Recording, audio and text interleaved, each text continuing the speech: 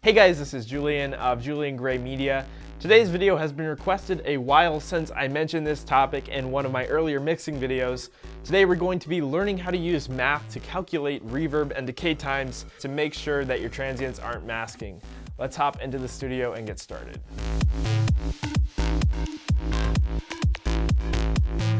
Awesome guys, so today's video is going to be calculating decay times on reverbs and synths and stuff like that to make sure that your decay times are compatible with the BPM that you're writing in.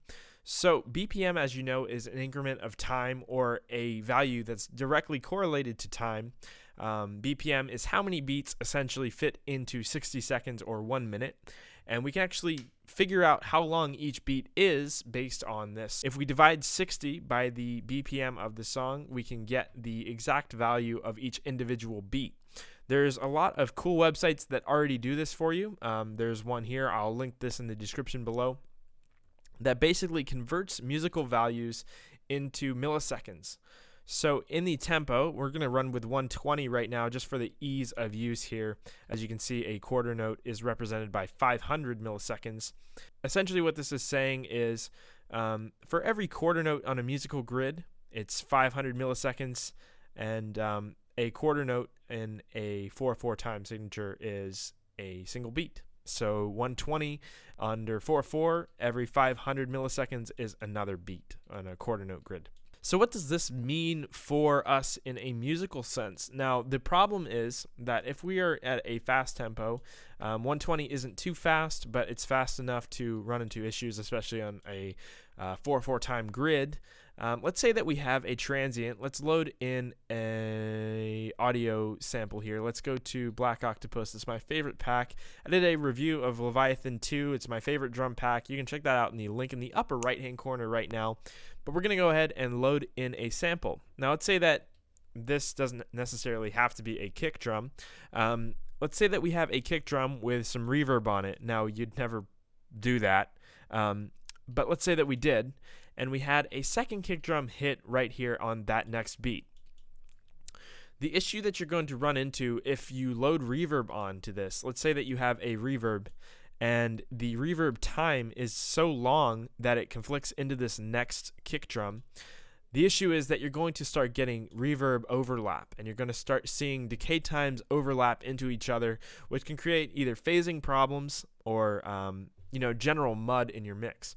Let's say that this kick drum had a reverb time that was above this 2 seconds between 2 and 4 seconds on this grid here, or between 2 and 3 on the actual measures.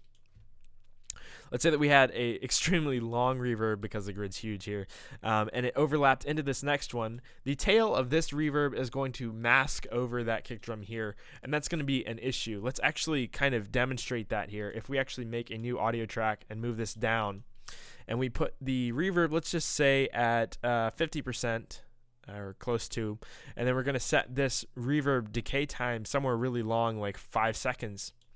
And if we actually freeze this channel here, you're going to see the exact audio representation of this. 5 seconds may have been a little bit too long.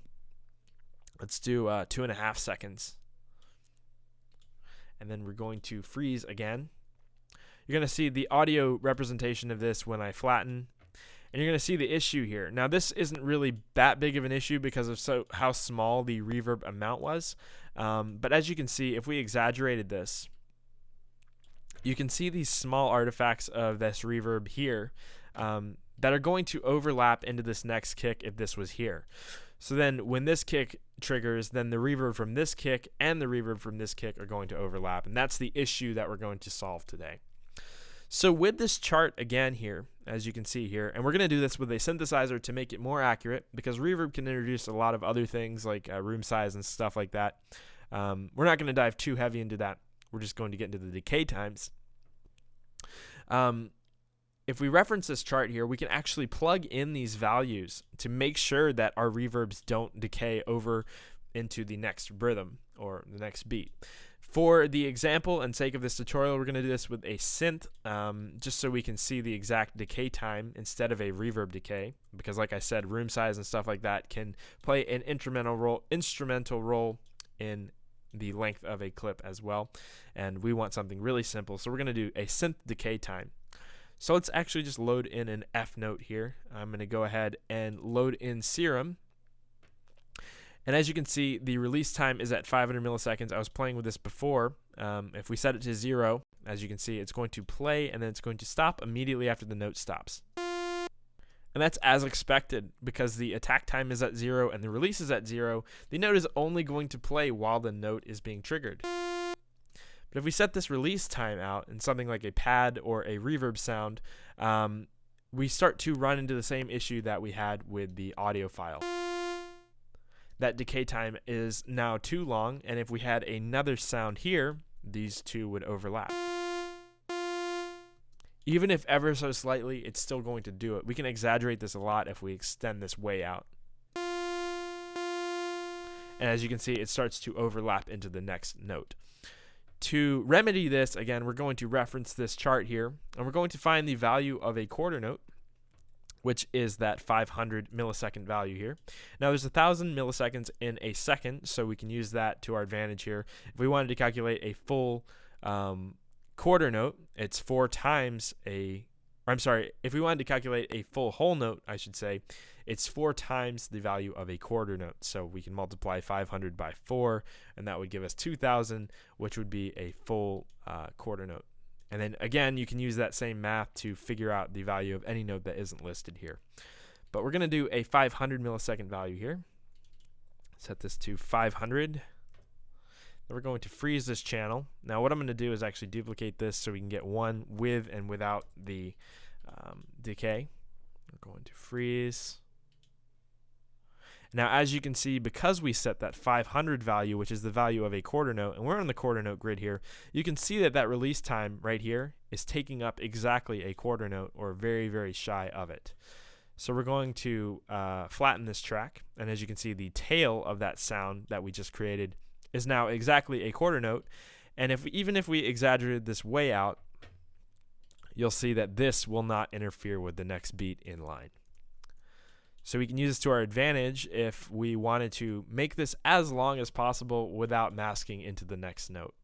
And that is basically exactly what you would do with a reverb as well. Just have to take into the room size into account. And again, it's not completely necessary to do this for every single sound.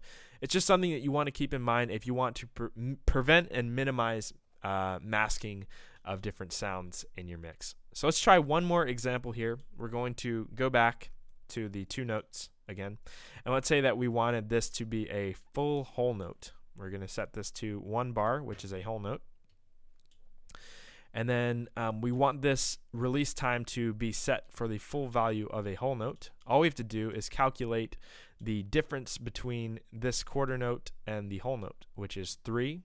There's 3 more quarter notes. If we broke this down to quarters again, there's 3 more quarter notes, so we need to calculate 3 times quarter notes to get the release time from here to here, and that is that 500 number times 3, which is 1,500, which then equates to, in seconds, 1 second and 500 milliseconds. So we're going to do that here. We're going to do 1.5, I'm sorry, we're going to do 1,500